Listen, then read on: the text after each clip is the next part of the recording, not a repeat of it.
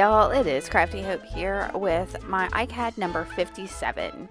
Now, if you don't know what ICAD is, even though I've done a ton of these videos, please, I've got a playlist in the description box below. I welcome you to go and watch those. But it means Index Card a Day and is the brainchild of Tammy Garcia of Daisy Yellow. She runs this challenge each June and July and offers up daily prompts and weekly themes if you want to use them. If not, the whole point is just for that 61 days to put some art on an index card. It's a lot of fun and kind of, it's kind of like the 100-day challenge, but only 61 days, and you're given a little more direction with it because it's an ICAD specifically, or an index card. In addition to Tammy's daily prompts, Nina Fickett this year offered up some mixed media ICAD prompts. And I want to go ahead and tell you that the two prompts today were from Daisy Yellow from Tammy was Sea Anemone. I think I'm saying that right. And then from Nina, the mixed media ICAD prompt was foiling. So I'm going to bring that one in a little bit today in my own kind of way.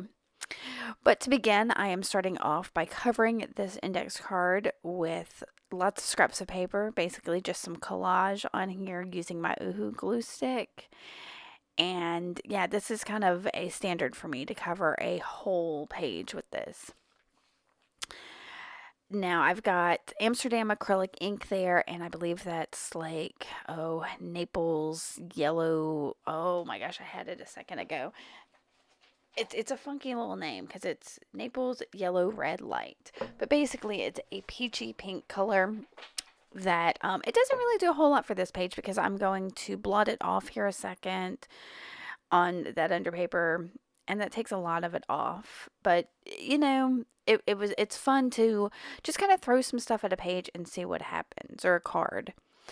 Now this is a gelato, which is, if you don't know a gelato, it's a lot like a distress crayon or kind of a gel crayon-y thing that's also activated with watercolors. So I don't have many of them, and I don't use them very often, but every once in a while I get an inkling. So I scribbled that on there, added a little bit of water to just kind of blur it a touch, and then I think I'm going to come in and dry this real quick. I don't know what I'm going to dry this real quick, but then I'm going to grab a Posca paint pen in a light blue and just make some little O's there, open circles, just as a mark making touch. I do love the combination of a blue and a purple, much like I like a blue and a green, so I'm bringing that in as a mark making touch, just like that. And then I'm going to do my foiling technique, which is basically I'm using some silver leaf, and it's not exactly foiling, but it looks kind of like foil since it's silver. Y'all gonna let me slide with that, please? So I'm using my Uhu glue stick. There is some kind of special medium you can get to use with gold leaf. I didn't even bother with that. I think I've got some, but who wants to take the time to dig that out? Much like the fact that I just discovered I actually have some silver foiling stuff.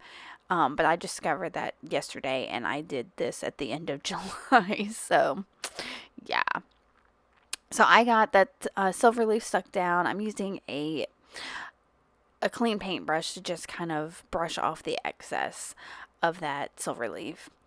And then I'm going to grab a Tim Holtz photo strip or photo booth image of this lady and tear an edge to just give her some distress feeling. And then I'm going to search my desk for a minute because I knew I had a little scrap of fabric that was probably going to work. And there it is.